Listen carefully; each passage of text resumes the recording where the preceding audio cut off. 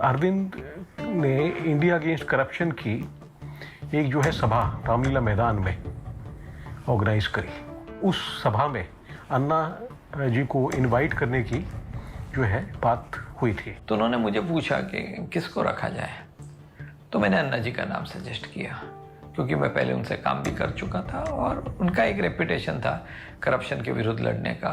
काफ़ी कुछ सवाल जवाब हुए हैं अन्ना जी के बारे में, उनका नेचर क्या है। तो उनके जो प्रॉब्लम्स थे अन्ना जी के, वो सब मैंने अरविंद को कहा कि भाई ये विम्सिकल आदमी है, ये डीप थिंकिंग आदमी नहीं है और अपनी बात को बदलते रहता है और कोई कमिटमेंट करेगा तो ऑनर करेगा, ऐसी कोई गारंटी नहीं है।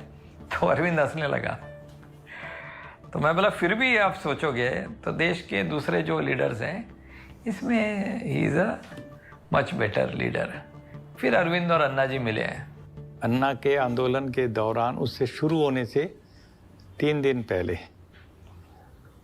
उसने खुद मुझे बताया था कि ये मुद्दा लोकपाल का, उसको अरुणा राय की एक कमेटी थी,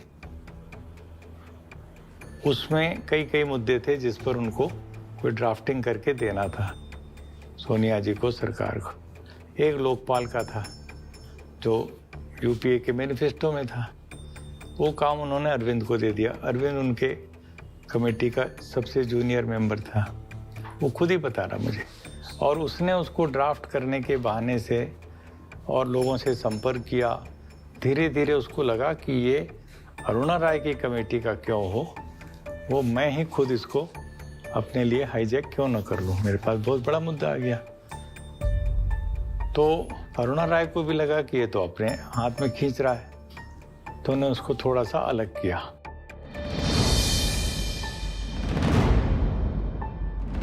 डॉक्टर मनमोहन सिंह के घर पर मीटिंग हुई, उसमें हम सब लोग थे, अरविंद जी थे, किरण बेदी भी थी, अन्ना हजारे थे, और बहुत अच्छे ढंग से उन्होंने सारी बातें सुनी। उनके और 2 कैबिनेट मिनिस्टर्स भी थे और हम लोगों ने कहा जी कि ये लोकपाल आप लोगों ने वादा किया है, तो इसकी ड्राफ्टिंग कमेटी में आप सिविल सोसाइटी से लोग लीजिए। तो कह लगे आज तक तो कभी हुआ नहीं, इसमें तो कैबिनेट मिनिस्टर्स ही होते हैं। तो उन्होंने कहा ये प्रणब मुखर्जी के जो ग्रुप ऑफ मिनिस्टर्स के चेयर हैं, इनसे मिलो आप लोग।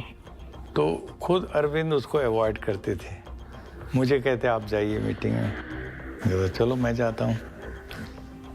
तो AK एंटनी डिफेंस मिनिस्टर के ऑफिस में मीटिंग थी और उन्होंने बड़े सम्मान से, कपिल सिब्बल थे, सलमान खुर्शीद थे, एक और मिनिस्टर थे नारायण सामी, सब 5 वो मिनिस्टर लोग बैठे।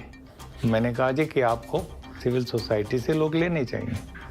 तो बड़ी देर तक बहस हुई कि आज तक हुआ नहीं, कैसे हो सकता है, हो ही नहीं सकता, आप सुझाव दीजिए क्या क्या होना चाहिए, हम उसको ही लागू करें। नहीं, हमने कहा हम इसमें खास सोच अलग बदलना चाहते हैं कि सब कुछ सरकार करे।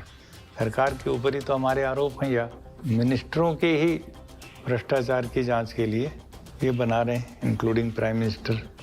और जितने बड़े बड़े लेजिस्लेशन आ रहे हैं उसी के आधार पर आ रहे हैं। राइट टू वर्क है या मनरेगा है या और जितने आए, राइट टू इन्फॉर्मेशन, तो वहाँ से तो बोले कि हाँ बात तो ठीक है आपकी, लेकिन हम नहीं मान सकते। फिर वो बैठ गए, वहाँ बैठा दिए गए। अन्ना आंदोलन में डेफिनेटली मंच संचालन आपका ही होता, सबको याद है। और मुझे ध्यान है 5 अप्रैल जब अन्ना जी ने आना था तो उसके लिए एक वीडियो रिलीज किया गया। विजय चौक पर जहां सारे पत्रकार इकट्ठे होते हैं, वहां ये वीडियो बनाने का काम सोचा गया। मनीष चैनल में काम करता था उन दिनों, जी में काम करता था, और आज रिलेशन उनके कैसे भी हों, जी ने उनकी बड़ी मदद की। जी के चेयरमैन सुभाष चंद्रा ने पत्रकारिता के मानक मूल्य कैसे हैं कैसे नहीं है उस पर बहस हो सकती है, लेकिन उन्होंने इस काम के लिए कि आप एक अच्छा काम कर रहे हैं, RTI के लिए काम कर रहे हैं, उन्होंने विदाउट पे छुट्टी, विद पे छुट्टी, बहुत सारा उन्होंने समझौता किया और काफ़ी मदद की। उनमें रजत शर्मा ने भी उनकी बहुत मदद की। इंडिया TV पे हमारे पूरे आंदोलन ने, वहाँ एडिट होता था, वहाँ वीडियो बनते थे, वो सुझाव देते थे।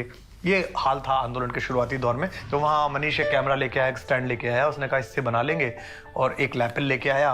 और जैसे आपकी टीम, ऐसी टीम आई, 2-3 लोग आए, तो एक लड़का मैंने देखा कि वो लाइट उठा रहा है, रख रहा है या कैमरा लगा रहा है। तो मैंने पूछा ये कौन है, तो उसने मुझे बताया कि ये मैंने 10 या 15 हज़ार रुपये पे कबीर जो मेरा फाउंडेशन है उसमें मैंने एक सहायक रख लिया है, पत्रकारिता का कोई कोर्स करके आया है। ये वही सज्जन थे विभव कुमार, जो बाद में द इनफेमस विभव कुमार, जो बाद में अरविंद के पीए बने पहले दिन से, और इस पार्टी में, इस आंदोलन में जितना भी नॉन ग्रास रूट काम हुआ, लोगों की चरित्र हत्याएं करानी, उनके खिलाफ ट्वीट्स कराने, उनके बारे में, फैमिली के बारे में गंदगियां करनी, या मतलब एक तरीके से जैसे कहते हैं कि वो हर तरह के राजदार विभव कुमार बाद में उनके बने। तो वो मैंने वीडियो बनाया अन्ना जी को लेके। तो आप समझिए कि पूरी जनरेशन ने जो 77 की क्रांति के बाद से देश में उत्साह नहीं देखा था। एक व्यवस्था थी जो चल रही थी, जो खराब थी या अच्छी थी, लोग वोट देते थे या नहीं देते थे, लेकिन एक 17, 18, 19, 20 साल के, 24 साल के लड़के लड़की ने, 30 साल के लड़के आदमी ने देखा ही नहीं था कि क्या हुआ है। उसको किस्से में पता था कि जयप्रकाश आए थे और ऐसा हुआ था, या बहुत पुराने आदमी को 47 की याद थी। उसके बाद देश में पहली बार ऐसा कुछ हो रहा था कि ऊर्जा से लबरेज कुछ लड़के लड़कियां निकल रहे थे और कह रहे थे कि ये करेंगे, तो लोगों में पागलपन आ गया और वो वीडियो बहुत वायरल हुआ। 5 अप्रैल जंतर मंतर, इंडिया को करप्शन फ्री बनाना है। मुर्दा लोहे को भी औजार बनाने वाले, अपने आंसू को भी हथियार बनाने वाले, हमको बेकार समझते हैं सियासतदां, मगर हम हैं इस मुल्क की सरकार बनाने।